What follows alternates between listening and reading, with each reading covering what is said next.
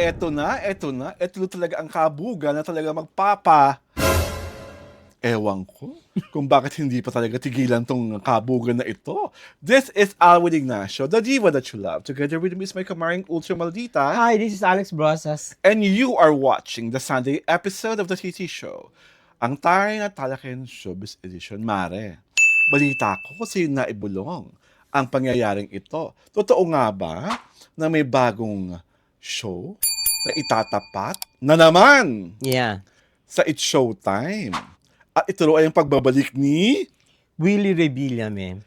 na ang bagong palatuntunan ay I don't know kung Billionario o Wawawin. okay, basta ang sabi, ang Bilyonaryo ang magiging pre-programming ng Eat Bulaga. Itbulaga. Mm-mm.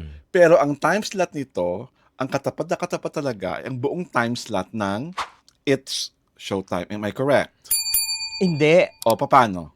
Tawag dito parang it will kasi pre-programming siya ng Ang Eat Bulaga, oo. di ba?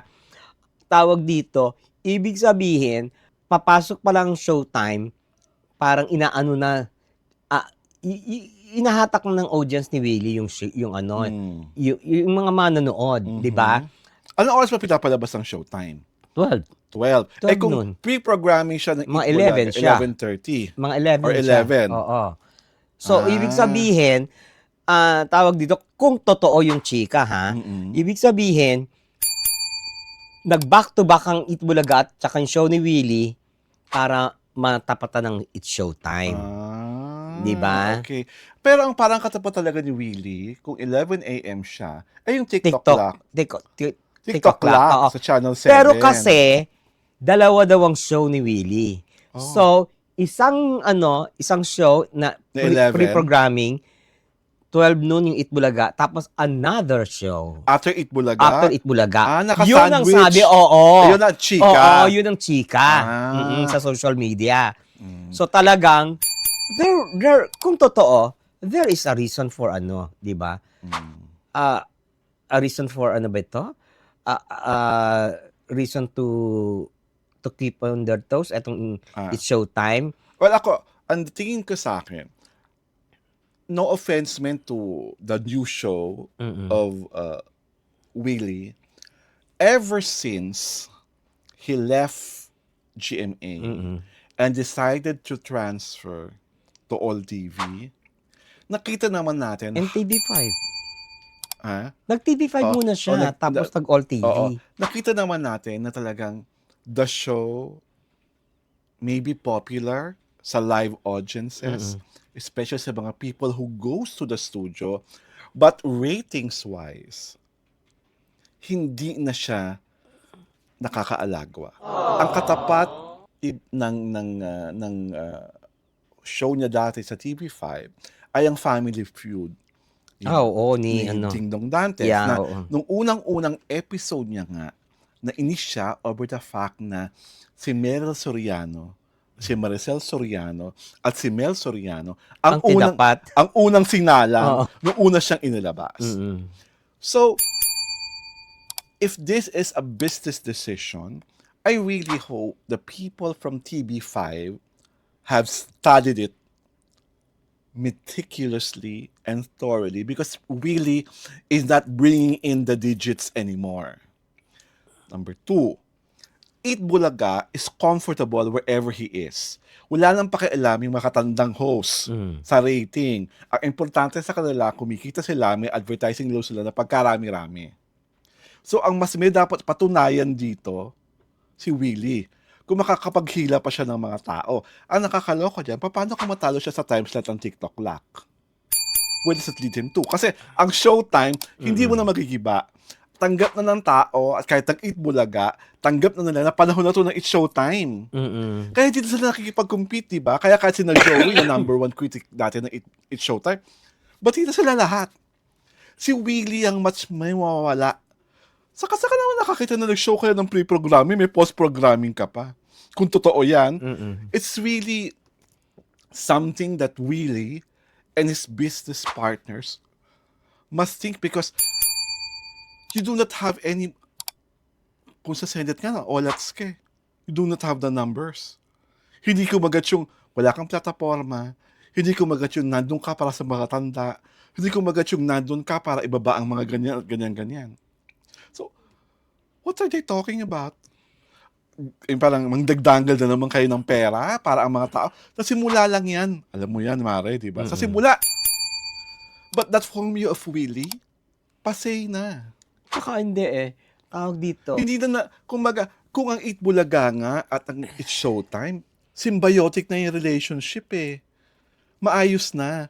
Di ba? Bahala na ang Eat Bulaga sa mundo nila. Bahala na ang It's Showtime sa mundo nila.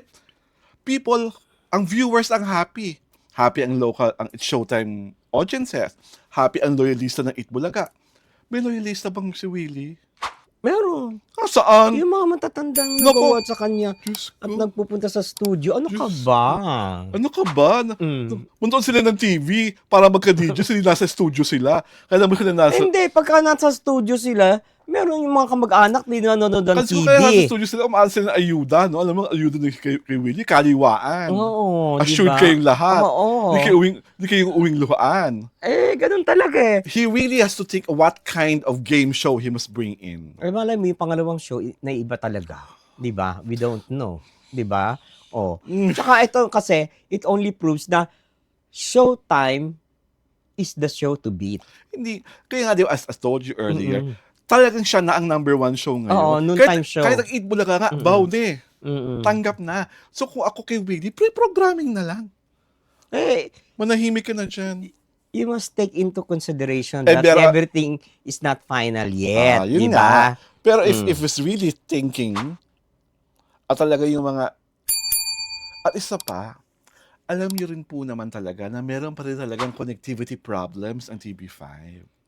Alam mo pa rin lugar sa ibang bahagi ng Pilipinas na ang pangit ng transmission ng TV5. Ang maganda lang ang transmission talaga, kapuso.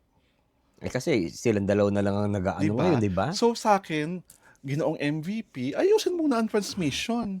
Ayusin yung mga tower, di ba? Kung saan mang tower mo ilagay yan sa buong bahagi ng Luzon, Visayas at Mindanao. Tapatan mo yung number of towers sa GMA. Bonggahan mo pa lalo yung programming nyo ng signal. Hindi yung kukuha naman kayo ng has-been na. Ay! My Diyos ko, gosh. nakakaloka. Husband na ba siya? Diyos ko, the Senate number showed it. Iba yun. Politics yun Ning, yung huling show niya prior to the Senate running, hindi ba? Spaghetti pababa na ang numbers. Ang rating. Ang ratings. What Diba? does it say? What does it say? Laos ka na. Ay! Diretsahan na to. Parangkahan na. Totohanan. Ay! Tanggapin na. Ay! My God! Diba? You were so harsh on I'm Willie. not being harsh. I'm just throwing it straight to your face. Kasi po, Sir Willie, lahat ng tao sa paligid mo, binubola ka pa Hinasabi mo na kaya mo pa. Pwede naman po kayo maging matulungin. Bakit di ka talaga mawa ng programa parang kapwa mo mahal ko? Diba? Yung talagang dole out. Tulong-tulong na lang. Huwag na malagay pa ng game show component. Gumawa ka ng parang medic, yung parang GMA You kapuso. wanted to host pa Ano ka ba? Ano ba yung brand of hosting niya? Oo. Pag nainis siya Very sa staff, pangmasa. very pangmasa. Pag nainis ka sa staff, vibrate mo on air. Very Willie. Naku. Kahit si Joey, sinasabi nilang bastos na bastos, never nang berate ng staff on air. Ganon? Diba? Kung ganyan rin naman ang hosting, huwag nang bigyan ng platform. Ay! Diyos ko. Diba? Kakaloka. Kasi sa akin, mas mapapahiya ka, Willie, kung ang show na pre-programming, yung show nila Louie Ignacio, no, TikTok lang, natalo ka. Diba? Hindi ba, possible na manalo siya? At the rate things are going, Oo. nothing is impossible in the planet. Ay! Pero sa umpisa, bongga. Aray ko. Pero as the show progresses, Oo. alam mo na. Ay. Ang kahihinat na. Ano ba to? Diba? Last 2 weeks na ba to? Charot! Naku, baka last one Aray week. It happened. May precedent Nangyari sa TV5. Nangyari sa All TV. Tapos babalik ka na lang ulit sa TV5. Mahal ka lang po talaga dito ang MVP. Diba? Kaya binibigyan ka ng more chances of winning and regaining your popularity and whatever pixie dash you've lost. Ay! Diyos Pero ko. at the end of the day, parang, So, diba?